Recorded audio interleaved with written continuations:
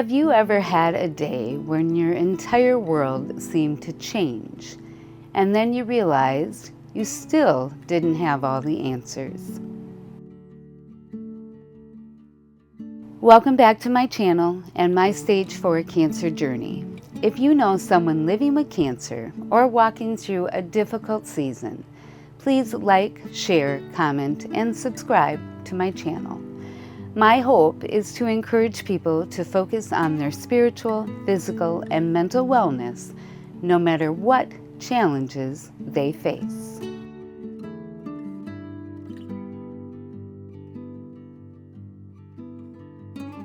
This week didn't go the way I expected. I went to MD Anderson for what I thought would be another routine week of treatment. This was supposed to begin another cycle of my clinical trial, one that has been keeping my cancer stable for the past 20 months. Instead, everything changed. On Tuesday, I had my routine bi-monthly CT scan, and Wednesday, I met with my oncologist expecting to receive my infusion afterwards. Instead, she told me the scan showed something unexpected. The original tumors in my lungs and at the base of my mouth have remained stable, and I'm thankful for that.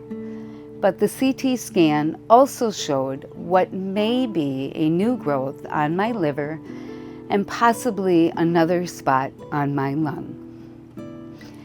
Because of those findings, my oncologist decided to cancel my infusion.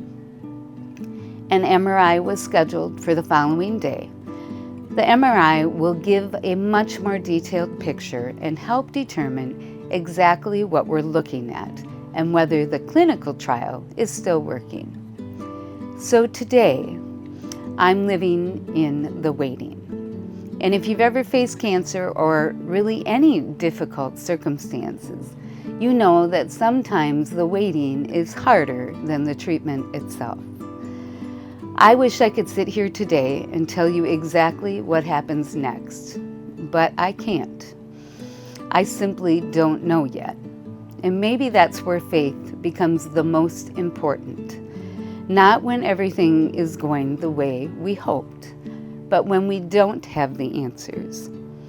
One thing I do know is this: God knows about that appointment long before I did.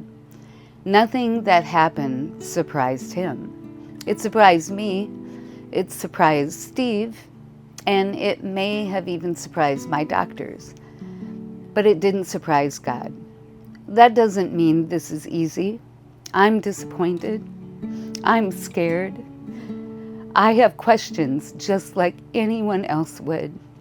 But over these past 2 years, God has proven himself faithful over and over again. And until he gives me a reason not to trust him, which I know he never will, I will continue trusting him now. Psalm 56:3 says, "When I am afraid, I put my trust in you." Today, I don't have all the answers. I don't know what the MRI will show. I simply know that God is still with me. Today, I can pray, I can nourish my body, I can take a walk, I can choose gratitude, and I can continue encouraging others. Those are still things I can control.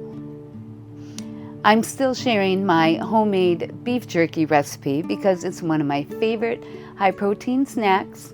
During treatment, I focus on getting plenty of protein to help maintain muscle mass and support my body. And making it myself lets me control the ingredients.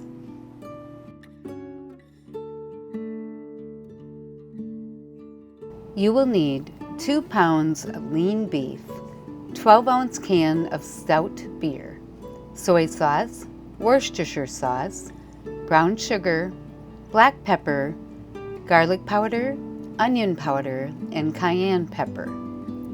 Begin by pouring the 12 ounces of stout into a small saucepan over medium heat to simmer and reduce it to half. Allow to cool completely prior to mixing the marinade. While the stout is reducing, trim the beef to remove all fat. We had the butcher cut the beef into 1/8 to 1/4 inch strips. Cut into even-sized slices for smoking. Next, whisk the cooled stout reduction, 1/4 cup brown sugar. This is a bourbon glazed brown sugar we found.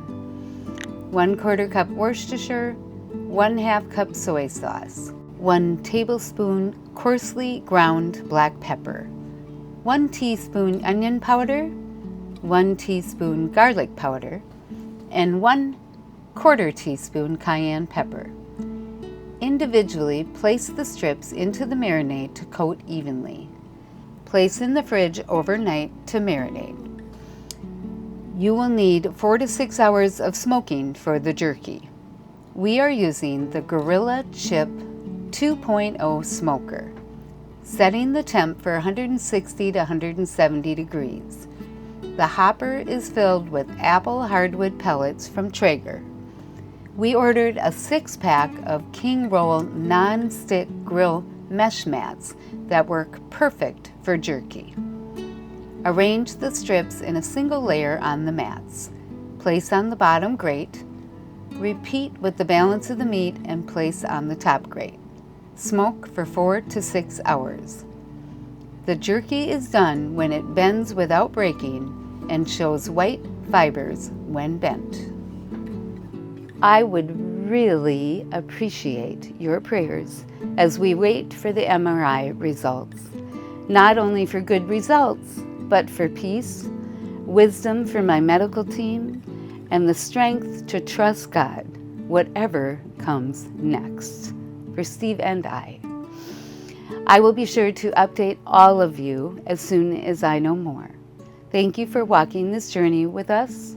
Your prayers, your messages, and your encouragement remind me that Steve and I are not walking this road alone.